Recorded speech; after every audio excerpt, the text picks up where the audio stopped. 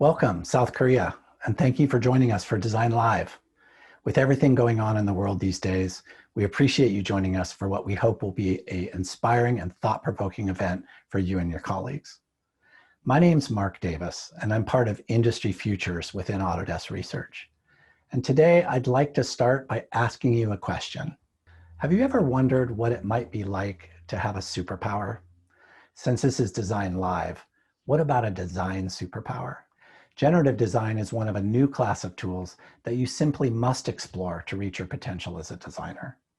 With generative design, you input goals and constraints rather than manually modeling in CAD, which allows the automatic generation of optimized designs and lets the power of the cloud recommend the best designs back to you.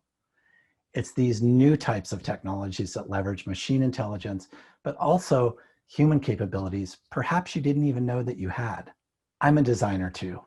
And for me, the art of practicing design brings out the best of what makes us human.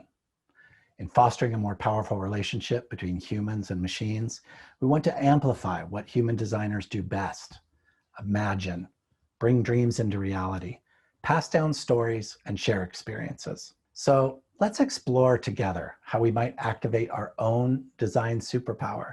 Today, I want to share with you our experience working with renowned French designer Philippe Starck to explore a new generative design workflow resulting in the world's first chair designed with artificial intelligence. This new way of working also resulted in a better outcome for the planet using recycled waste materials. So let's get started. Autodesk's mission is to help our customers imagine, design, and make a better world. As part of design, we want to help you all do more with less negative impact on the world. In research, our role is to help imagine a desired future state, one that's better for our customers.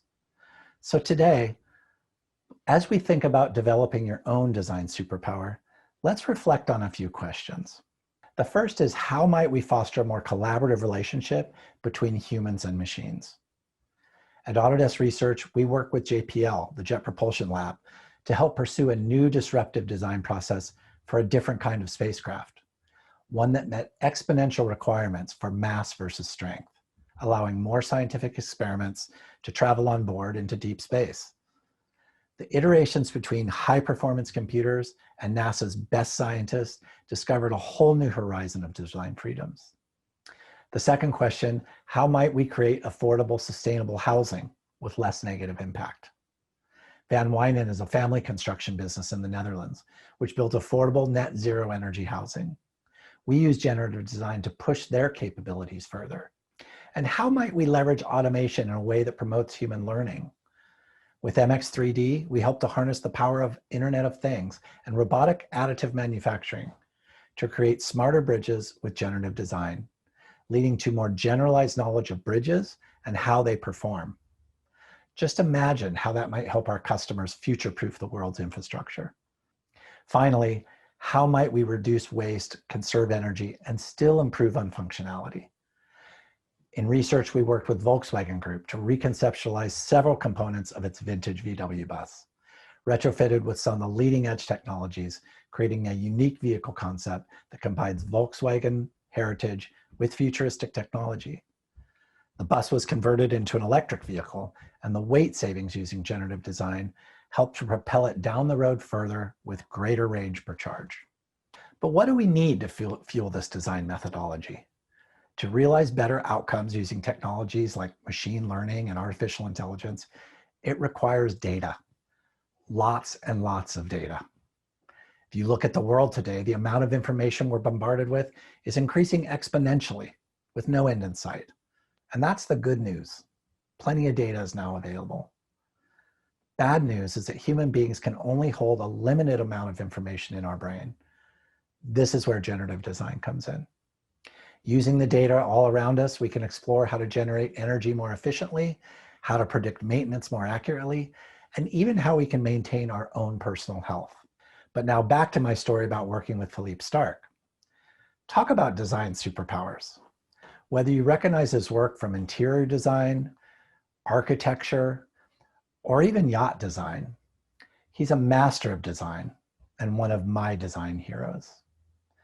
Working with Philippe was one of the most influential and amazing experiences of my career. And as far as chairs go, Stark has seen many of his chairs reach mass market production. So what was different this time? Philippe was frustrated with the limitations of his own superpower and frankly uninspired.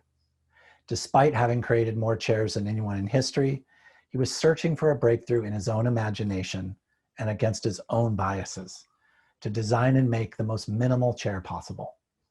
Together, the team at Autodesk and Stark were looking for a breakthrough, new insights from the design of furniture. So we applied what we had learned in other domains and brought it into his. Using generative design and iterating on the algorithms that optimize for mold injection, we searched for a solution to support a body with minimal material. This resulted in a chair that is beautiful and comfortable, yes, but also efficient and cost-effective to manufacture, sustainable for mass production. But collectively, we had another goal, to make less of a negative impact on the world.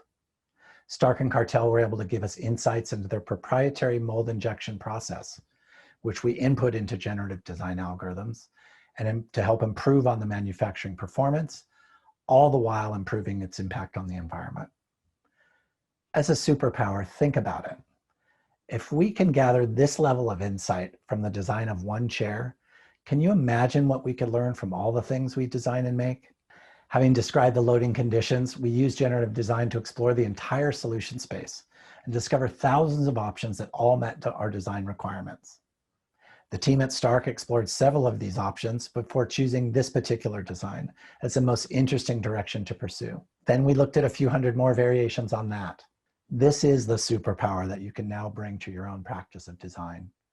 In the traditional method, it's simply not possible or practical to iterate on dozens of valid design opportunities and optimize them all simultaneously. It's this superpower, enabled by cloud computing, that generative design enables for us all. During these iterations, Stark designers work back and forth with Autodesk, constantly shaping the algorithms, restyling the base design, and then handing it back to the computer to validate how this changed performance. This dance continued until the designers were happy with the chair's minimal form and in terms of its performance, including manufacturability and the impact on the environment.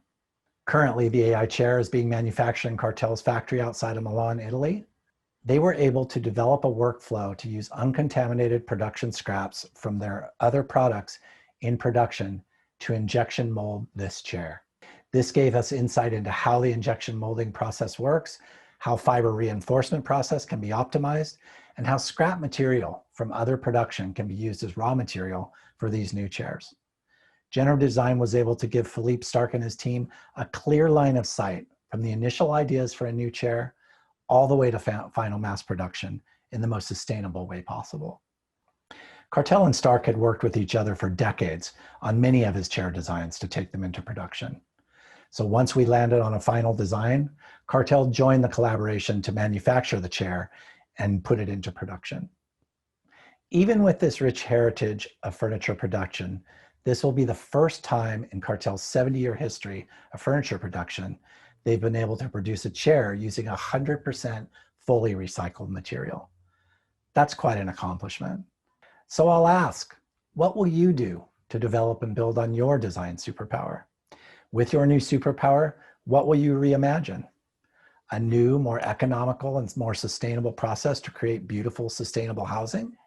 Or will you create new design freedoms and a streamlined workflow for integrated design and manufacturing that can accelerate concept development for high-performance motorsports? Or if you're like Philippe, will you use your superpower to break down your own biases with help of a new, capable design partner, allowing you to come closer to your vision for the perfect chair? So what will you do with your new design superpower? Let's explore the possibilities that generative design can bring together. Thank you.